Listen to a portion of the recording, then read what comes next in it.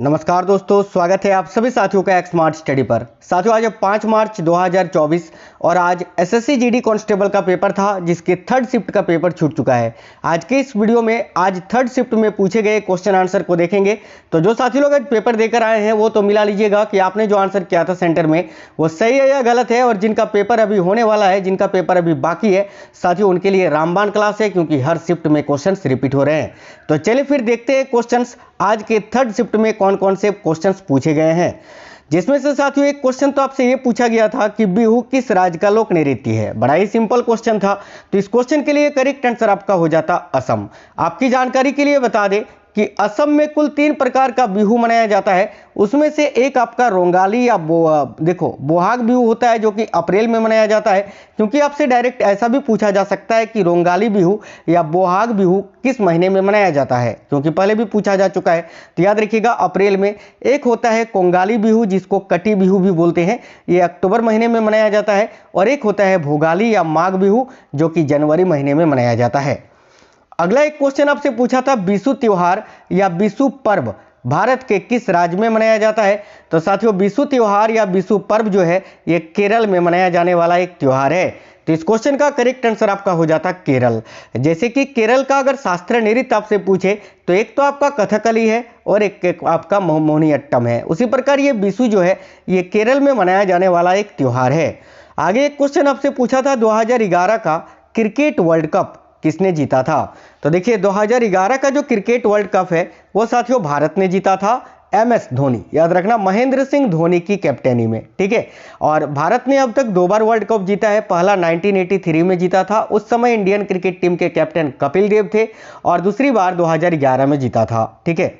Cricket से एक और क्वेश्चन आपसे पूछा था कि क्रिकेट में LBW का फुल फॉर्म क्या होता है। देखते हो ना क्रिकेट, LBW आउट किया जाता है, तो LBW का फुल फॉर्म आपसे पूछा था क्या होता है।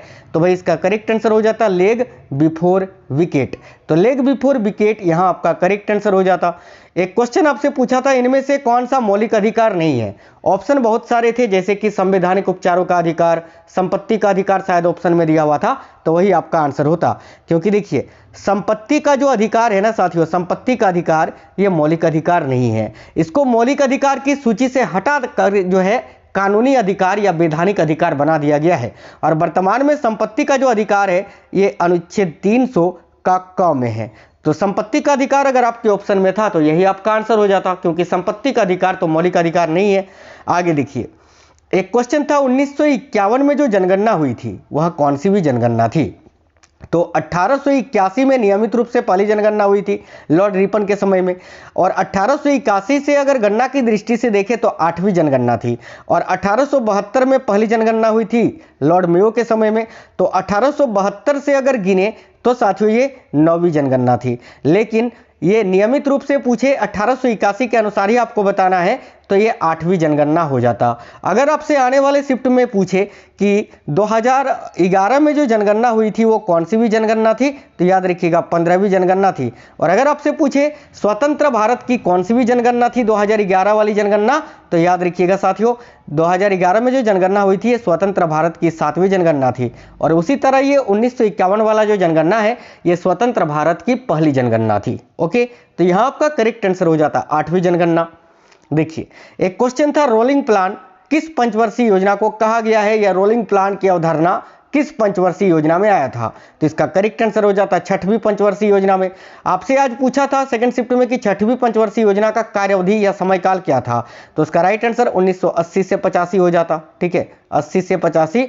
तो 6वीं पंचवर्षीय योजना के समय में ही रोलिंग प्लान की अवधारणा प्रस्तुत की गई थी, याद रखिएगा। एक और पंचवर्षीय योजना से पूछा था, बड़ा ही सिंपल था ये, कि PC महालनोबिस मॉडल पर आधारित पंचवर्षीय योजना कौन सी थी।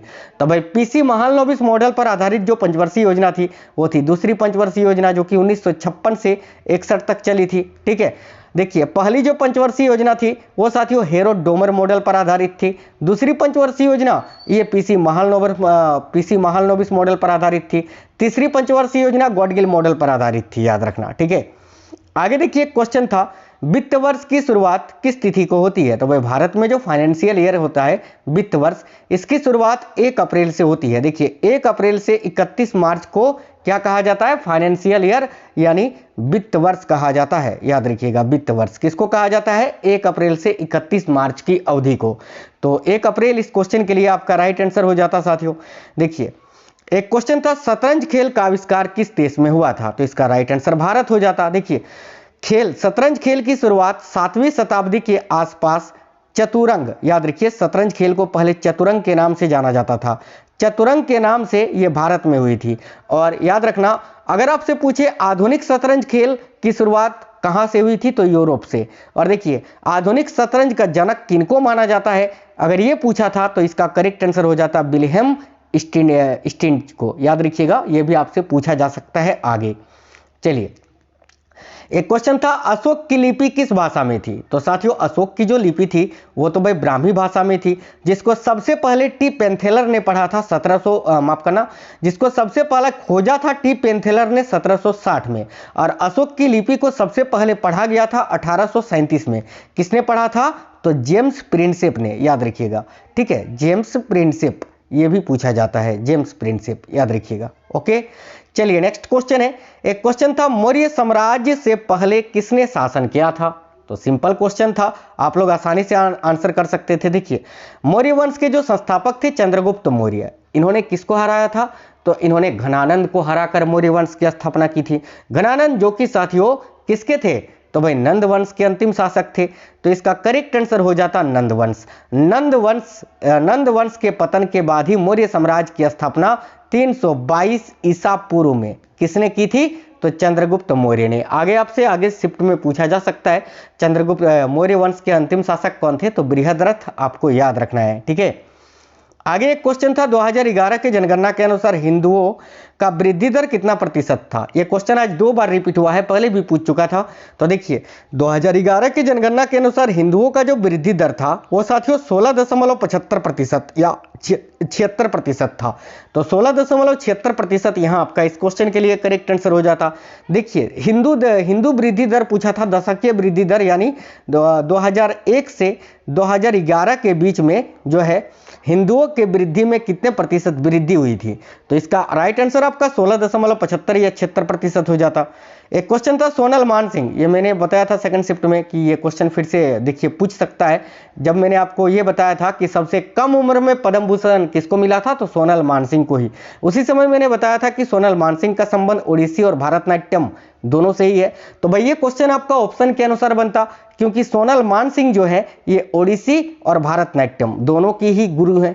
तो दोनों में से जो आपको ऑप्शन दिया हुआ था वो आपका करेक्ट आंसर हो जाता। आगे देखिए क्वेश्चन ये था कि वर्ष 2018 में मणिपुरी नृत्य के लिए किसने संगीत नाटक अकेडमी पुरस्कार जीता था? तो वर्ष 2018 में मणिपुरी नृत्य के लिए किसने संगीत नाटक अकेडमी पुरस्कार जीता था? तो अखम लक्ष्मी देवी जी ने। अखम लक्ष्मी देवी जिन्होंने 2018 में मणिपुरी नृत्य के लिए संगीत नाटक अकेडमी पुरस्कार जीता था। देखिए मणिपुरी नृत्य की बात करें तो ये साथियों भारत के मणिपुर राज्य का शास्त्रीय नृत्य है, याद रखिएगा, ठीक है। चलिए आगे देखिए क्वेश्चन ये था कि वर्तमान में भारत के नागरिक उड्डयन मंत्री, अब ये क्वेश्चन पे थोड़ा डाउट है। देखिए नागरिक उड्डयन मंत्री का मंत्री आपसे पूछा था या फिर आपसे सचिव पूछा था या महानिर्देशक पूछा था, ये तो बच्चे बता नहीं पाए, इसीलिए मैंने तीनों लिख दिया है। साथियों अगर आपसे ये पूछा था कि वर्तमान में भारत के नागरिक उड्डयन मंत्री कौन है, तो इसका करेक्ट आंसर हो जाता श्री ज्योतिरादित्य एम सिंधिया, ठीक है। अगर आपसे पूछा था वर्तमान में भारत के नागरिक उड्डयन मंत्रालय के सचिव कौन है, तो करेक्ट आंसर श्री देखिए बुमलू नमंग बुअल्लनम हो जाता। इसके अलावा अगर आपसे पूछा था कि वर्तमान में भारत के नागरिक उड्डयन मंत्रालय के महानिर्देशक कौन है, तो विक्रम देवदत्त इस क्वेश्चन के लिए आपका करेक्ट आंसर हो जाता। अब ये क्वेश्चन पूछा क्या था, अगर आप लोगों को याद है तो कमेंट बॉक्स में कमेंट कर देना, हालांकि मैंने तीनों बता दिया है। एक क्वेश्चन ये था कि भारतीय संविधान के अनुसार राज्यपाल एक समय में एक से अधिक कितने राज्यों के राज्यपाल बने रह सकते हैं? तो हम पढ़ते हैं ना कि देखिए मान लेते हैं कोई एक राज्यपाल है जिनको दूसरे किसी राज्य का कार्यभार दे दिया जाता है। तो देखिए अगर ऑप्शन ऐसा था एक या एक से अधिक, दो या दो से अधिक, ठीक है, तो इस अनुसार, इसके अनुसार इसका आपको ऑप्शन के अनुसार ही आंसर करना था। तो 2 या 2 से अधिक ऑप्शन में अगर आपको दिया हुआ था, या फिर हाँ 2 या 2 से अधिक, तो वही आपका करेक्ट आंसर हो जाता। ठीक है, क्योंकि राज्य की जो राज्यपाल है वो एक समय में एक या दो राज्य या फिर 2 से अधिक राज्य के जो है राज्यपाल बने रह सकते हैं। तो ये क्वेश्चन थे। बाकी हिंदी की बात करें तो विलोम शब्द 2 आपसे पूछे जा रहे हैं, पर्यायवाची 2 पूछे जा रहे हैं, तत्सम और तद्भव से 1 क्वेश्चन, वाक्य शुद्धि से 3 क्वेश्चन पूछे जा रहे हैं, भाववाचक संज्ञा से आपको 1 या 2 क्वेश्चन हर शिफ्ट में देखने को मिल रहा है अभी, और मुहावरे से 1 या 2 क्वेश्चन तो आ ही रहे हैं। बाकी गद्यांश 5 नंबर का वो जो रिक्त स्थान वाला है ये आपका आ रहा है साथियों। मैथ और रीजनिंग की बात करें तो 2-4 क्वेश्चन ऐसे हैं जो कि फंसने वाले हैं। बाकी अगर आपने टाइम सही से मैनेज कर लिया तो आप लोग आसानी से कर सकते हैं। 2D और 3D से 1-1 क्वेश्चंस भी देखने को मिला है आज के थर्ड शिफ्ट में, यानी एडवांस से भी 1-2 क्वेश्चंस आपसे पूछे जा रहे हैं। बाकी ओवरऑल अगर देखें तो ठीक ठाक है पेपर का लेवल, आप लोग आसानी से कर सकते हैं। और मैं आपको बताऊंगा कि इस बार थोड़ा सा आप लोग चांस लेना, क्योंकि नेगेटिव मार्किंग कम है। अगर आपका 8 क्वेश्चन गलत होता है तो आपका 1 नंबर कटेगा, तो अच्छे से थोड़ा रिस्क लेना इस बार। ठीक है, तो साथियों अगर आपको कोई भी क्वेश्चन याद है तो वीडियो के नीचे कमेंट कर देना, बाकी बताना आपका पेपर कब है। ठीक है, मिलेंगे आपसे नेक्स्ट वीडियो में, तब तक के लिए जय हिंद, वंदे मातरम।